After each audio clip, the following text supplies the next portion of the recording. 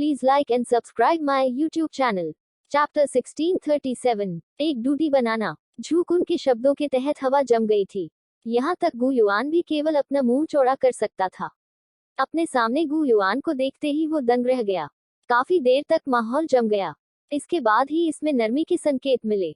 अपने सिर के काम करना बंद करने की खोई हुई फीलिंग का एक्सपीरियंस करने के बाद हर कोई आखिरकार ठीक हो गया था। सभी को लगा कि यह थोड़ा हास्यास्पद है। एक डूडी बनाना। भले ही ये शब्द झूकुन के मुंह से निकले थे, फिर भी इसमें भरोसे की कमी थी।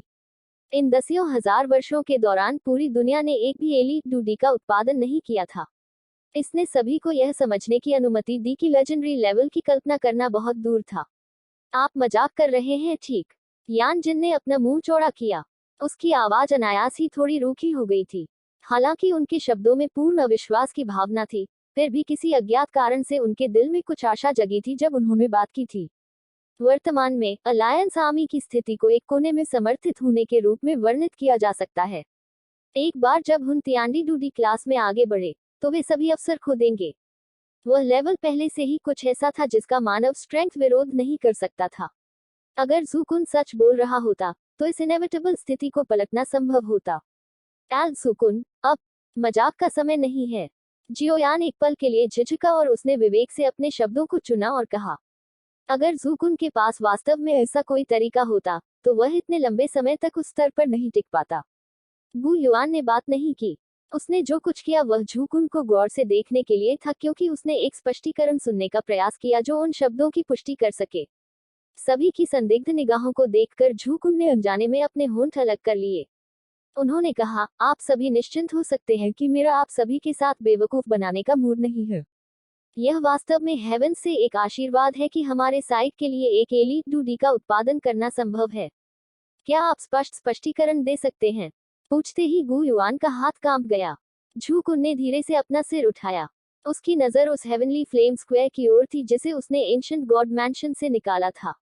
एक पल के लिए चुप रहने के बाद उन्होंने अंत में कहा, वास्तव में द्वितीय एम्ब्रियोनिक पिल एंशिएंट गॉड मैंशन के भीतर सबसे कीमती वस्तु नहीं है। क्या एल्डर झूकुन उस बात का जिक्र कर रहे हैं? जियोयान एक गहरे विचार में पड़ गया। उसकी अंगुली आकाश में तैरते हेवनली फ्लेम स्क्वायर की ओर इशारा करते हुए बोली, अन्यथा क्या आपको लगता है कि मैंने इतनी बड़ी चीज को मनोरंजन के लिए लाने के लिए एक बड़ा प्रयास करने का फैसला किया है क्योंकि मेरे पास बहुत अधिक खाली समय है? झूकुन ने अपनी आंखें घुमाई। उसने अपनी आस्तीन लहराई और स्पेस में फ्लक्चुएटेड हुआ। सबकी आंखों के सामने का इलाका चकाचौंध हो गया। जब वे प्रकट हुए तो वे पहले से ही विशाल हेवनली फ्लेम स्क्वायर के ऊपर दिखाई दे चुके थे। जियोयान की नजर स्क्वायर के चारों ओर उन हेवनली फ्लेम के पिलर्स पर पड़ी। हालांकि वह किसी भी एनर्जी तरंग का पता लगाने में विफल रहा। उसने 1 लाख फीट की स्टोन स्टैचू पर अपनी नजरें टिकाए रखने से पहले इधर उधर देखा। यह किस तरह से अजीब है। बगल में लेई यंग को एक पल की खोज के बाद कुछ भी नहीं मिला। अंत में वह पूछने का विरोध नहीं कर सका। झूकुन उसके पीछे हाथ जोड़कर खड़ा था। उसने अपना सिर उठा लिया और उसकी निगाहें स्टोन स्टैचू की तरह पहाड़ की ओर देखने लगी। उन्होंने कहा, क्या आप तुशी एंशिएंट गॉड की उत्पत्ति या इसकी पहचान के बारे में जानते हैं? यह सुनकर हर कोई दंग रह गया। चुपचाप सिर हिलाने से पहले उन्होंने एक दूसरे से नजरों का आदान प्रदान किया।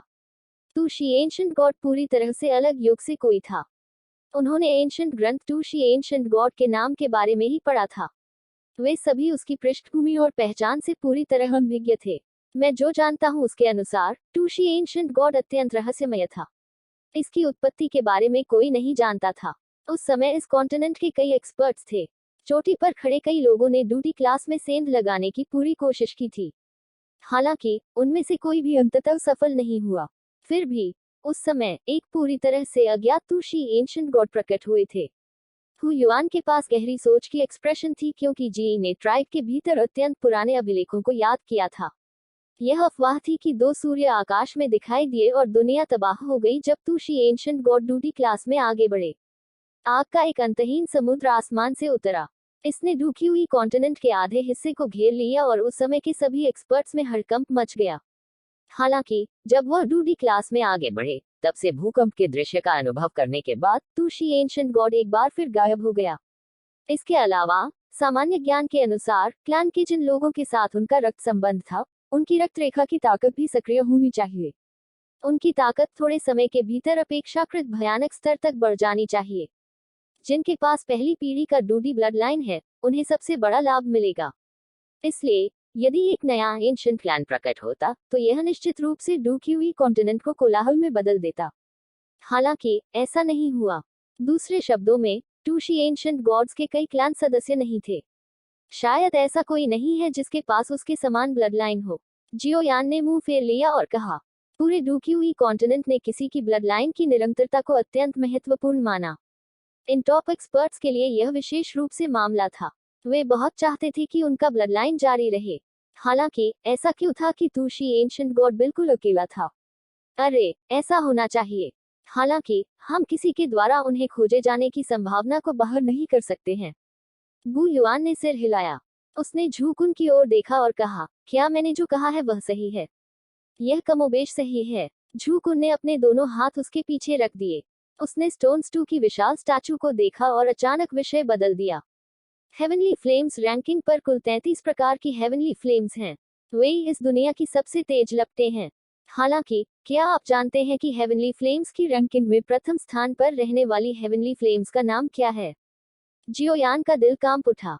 दूसरों के बारे में भूल जाओ, यहाँ तक कि वह, जिसे हेवनली फ्लेम्स की एक बड़ी समझ थी, इस हेवनली फ्लेम्स के बारे में कुछ भी नहीं जानता था जिसे हेवनली फ्लेम्स रैंकिंग में पहले स्थान पर रखा गया था।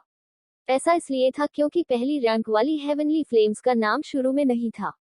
हेवनली फ्लेम्स रैंकिंग में 23 हेवनली फ्लेम्स थी। हालांकि पहला स्थान पूरी तरह से खाली था। कोई नहीं जानता था कि पहली रैंक वाली हेवनली फ्लेम्स क्या थी। हालांकि अजीब बात यह थी कि कई अल्केमिस्ट्स के पास कुछ अस्पष्ट वृत्ति थी कि वास्तव में निहिलिटी डिवाउरिंग फ्लेम के ऊपर कुछ मौजूद होना चाहिए। हालांकि वे इस बात से अनजान थे कि यह क्या है। वह पहली रैंक वाली हेवनली फ्लेम्स एक पहेली थी। यह अत्यंत मिस्टीरियस और अथाह था। इसे कभी किसी ने नहीं देखा था। क्या बड़े जुकुन को इस बात की जानकारी है कि हेवनली फ्लेम्स रैंकिंग में पहली रैंक वाली हेवनली फ्लेम्स क्या है? जियोयान ने अनजाने में पूछा। यह सुनकर झूकुन के चेहरे पर एक अजीब सी मुस्कान आ गई। उन्होंने कहा, इस दुनिया में पहली रैंक वाली हेवनली फ्लेम्स कहाँ है? इस जवाब ने सभी को हैरान कर दिया। जवाब का खंडन करने का प्रयास करने पर वे भौंचक्के रह गए। हालांकि उन्हें अचानक पता चला कि वे इस बात से अनजान थे कि पहली रैंक वाली हेवनली फ्लेम्स क्या थी। क्या ऐसा हो सकता है कि तथाकथित टॉप हेवनली फ्लेम्स केवल एक लेजेंड थी? सभी जीवित प्राणियों की अपनी आत्माएं होती हैं। यह हेवनली फ्लेम के लिए भी ऐसा ही है। झूकुन भी सबके दिल के सदमे से वाकिफ नजर आई। उन्होंने धीरे से कहा, मैं जो जानता हूँ उसके आधार पर, इस दुनिया में एक बार हेवनली फ्लेम बनी थी। यह 1000 वर्षों में बनाया गया था। 10,000 वर्षों के बाद एक सोल प्राप्त की और एक अंतहीन लंबे समय के लिए ट्रेने किया। इसके कारण इसे थोड़ा म्यूटेटेड किया गया था। हर कोई जानता है कि हेवनली फ्लेम जो म्यूटेटेड थी, वे शायद ही कभी उस स्थान को छोड़ने की पहल करेगी जो इसे बनाया गया था। हालांकि यह फ्लेम अलग थी। बुद्धि प्राप्त करने के बाद उसने मैग्मा की दिशा में यात्रा की, 1000 वर्षों तक भूमिगत घूमते हुए और जीवित रहने के लिए आग की लपटों को भस्म कर दिया। उद्धरण चिन्ह। जिस फ्लेम ने सभी को भस्म कर दिया, उसकी हेवनली ज्वाला रैंकिंग पर एक रैंकिंग थी। उसके द्वारा सभी 21 प्रकार खाए गए। डिवाउरिंग एनर्जी। ऐसा लगता है कि केवल निहिलिटी डिवाउरिंग फ्लेम ही इसे प्राप्त करने में सक्षम है ना? जियोयान बोलने से पहले झिझक गया। हेवनली फ्लेम मानव देश के सिकुड़े हुए संस्करण की तरह थी। भले ही कोई व्यक्ति कुलीन पैदा हुआ हो और उसके पास उच्च पद हो, फिर भी एक संभावना थी कि उसे उलट दिया जा सकता है। एक दूसरे को खाना हेवनली फ्लेम के लिए एक तरह की वृत्ति है। आमतौर पर, हालांकि ज्यादातर समय यह कमजोर खाने वाला मजबूत होता है। झूकुन ने आह भरी और कहा, यह भी इस फ्लेम का अनूठा पहलू था। यह आग की लपटों को भस्म करते समय खतरे से बचते हुए खुद को जल्दी से मजबूत करना जानता था। इसने पहले कमजोर को खा लिया। एक बहुत लंबा समय बिताने के बाद, 20 अलग अलग स्वर्गीय ज्वालाओं को भस्म करने के बाद, यहाँ तक निहिलिटी डिवाउरिंग फ्लेम और प्योरिफाइंग डेमोनिक फ्लेम जैसे प्राकृतिक अधिपति भी उन्हें प्रणाम कर सकते थे। उद्धरण चिन्ह। जियोयान इस बिंदु तक सुनने के बाद अनैच्छिक रूप से ठंडी हवा में सांस लेते हैं। इस दुनिया में हेवनली फ्लेम्स को खोजना बेहद मुश्किल था। 20 हेवनली फ्लेम को निगलने की किस तरह की अवधारणा थी? अगर यह एक इंसान होता, भले ही कोई इन हेवनली फ्लेम को पा सके, जो इन 20 अत्यंत हिंसक हेवनली फ्लेम को निगलने की हिम्मत करेगा। यहाँ तक वर्तमान जियोयान को भी ऐसा करने में कठिनाई होगी। क्या बड़े झूकुन का मतलब है? हेवनली फ्लेम रैंकिंग पर तथाकथित नंबर 1 का अपना अनूठा नाम नहीं है। इसके बजाय, जो कोई भी संयम को दूर कर सकता है और क्रूर हेवनली फ्लेम डिवाउरमेंट से उभर सकता है, उसे हेवनली फ्लेम रैंकिंग में सबसे ऊपर माना जाएगा। ऐसा लगता है कि जियोयान भी इसे सत्यापित करते हुए समझ गया था। यह तर्क है। हालांकि हेवनली फ्लेम को निगलने के परिणामस्वरूप दो प्रकार की हेवनली फ्लेम एक दूसरे के साथ संघर्ष में आ सकती है, जिसके परिणामस्वरूप आत्मविनाश होता है। इसलिए केवल अन्य 21 प्रकार की हेवनली फ्लेम को भस्म करने के बाद सफलतापूर्वक जीवित रहने में सक्षम होने से ही उस फ्लेम को नंबर 1 हेवनली फ्लेम के रूप में योग्य बनाया जा सकेगा। झू कुन ने कहा। जियोयान ने चुपचाप सिर हिलाया। हेवनली फ्लेम को रिफाइन करने के लिए फ्लेम मैंट्रा का उपयोग करना पहले से ही बेहद खतरनाक था। अगर किसी को हेवनली फ्लेम को निगलने की अपनी क्षमता का उपयोग करना पड़े तो और भी कम कहने की जरूरत है। असफलता की संभावना बहुत अधिक थी। फिर भी वह हेवनली फ्लेम अन्य सभी 21 प्रकार की हेवनली फ्लेम्स को भस्म करने के बाद जीवित रहने में सक्षम थी। कहना होगा कि यह अपने आप में एक ऐसा चमत्कार था जिस पर किसी को विश्वास नहीं हो रहा था। यह संभावना थी कि डुक्यूई कॉन्टिनेंट के पूरे इतिहास में भी ऐसी घटना के कई उदाहरण नहीं मिलेंगे।